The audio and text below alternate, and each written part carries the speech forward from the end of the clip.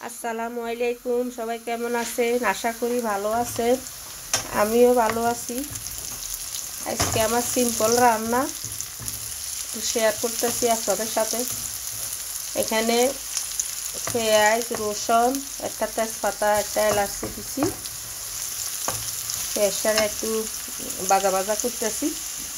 আর এই যে এখানে স্পিগুলা মাছ বলে, এটা দিয়ে রান্না করব।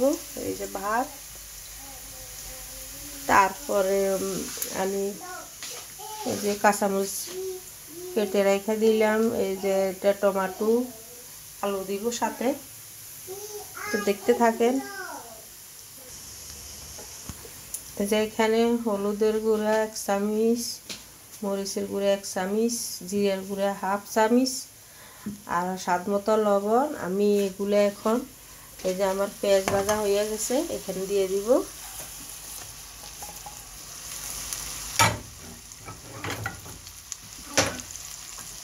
এখন ভালো করে মিশাবো।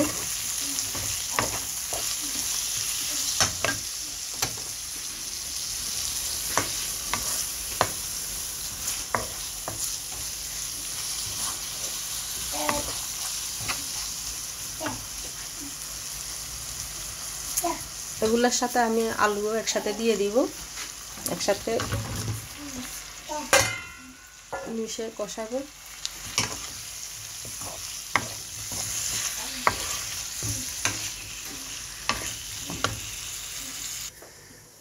এই যে এটা তরকারি দেওয়ার জন্য ধনিয়া পাতা গাছের আমরা লাগাইছি টবের মাঝে, এগুলো অনেক ঘ্রাণ।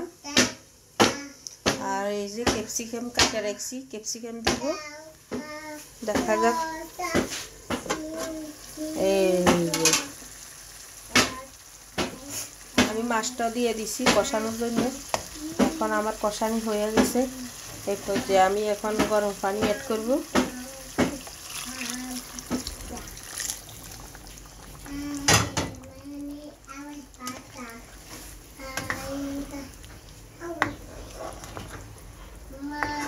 ক্যাপসিকাম দিয়ে রান্না করলে, আলু দিয়ে রান্না করলে মাছ অনেক মজা লাগে।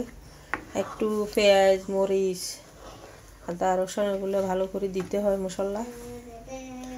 আমার অনেক দিন পর্যন্ত অসুস্থ আমি, ঠান্ডা, কাশি, জ্বর, এই জন্য আমার কথা স্পষ্ট আসতেছে না, মাফ করবেন। তো এই যে ফাইনাল পর্যন্ত অপেক্ষা করেন। এসে গেছি আমি। এই যে আমার তরকারি হয়ে গেছে, এইখানে ভাত হয়ে গেছে। এখন আমি তরকারিতে কি দিব? ধনিয়া পাতা,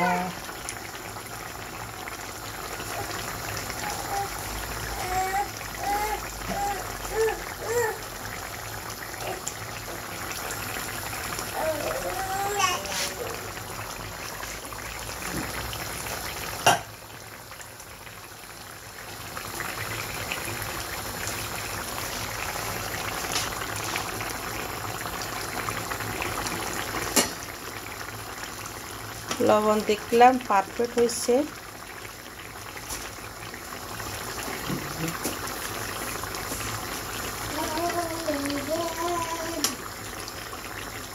এই যে লাল যেটা দেখতেছেন এটা ক্যাপসিকাম।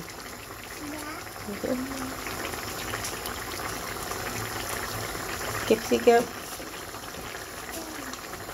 দিলে তরকারি সুন্দর দেখা যায়, মজা হয়।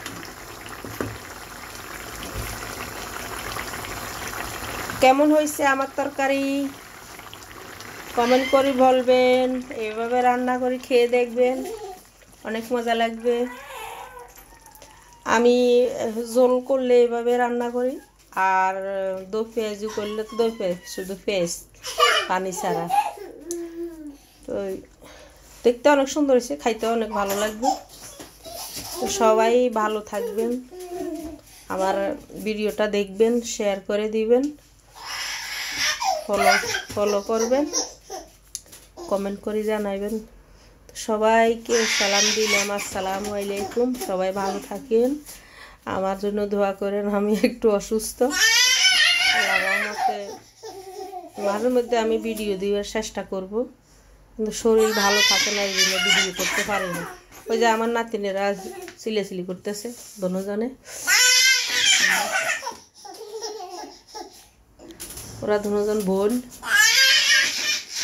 আরে চাও দাও, চাও চাও দাও, একটু টাটা দাও, টাটা বলো মনি, টাটা বলো। বলবে না? ওকে, না বললে কি করা।